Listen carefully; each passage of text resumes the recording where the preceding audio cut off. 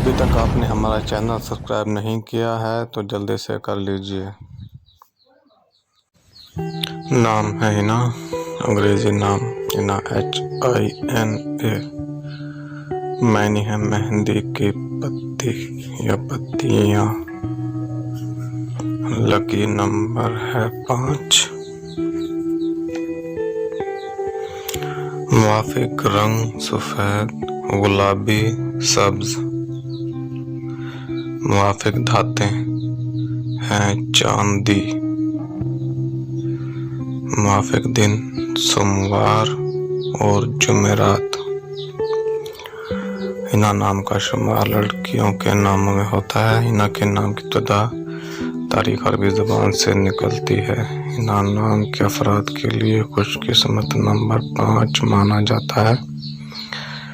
हिना नाम का मतलब मेहंदी की पत्ती है।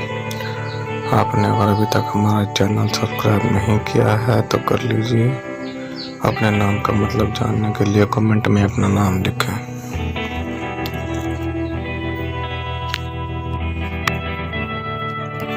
जबकि खुशकिस्मत दिनों में सोमवार जुमेरात शामिल हैं। खुशकिस्मती वाले धातों में हिंसों के हिसाब से चांदी शामिल है। हिना नाम के अफराद के लिए मुवाफिक रंगों में सफ़ेद, गुलाबी, हल्का सब्ज शामिल है।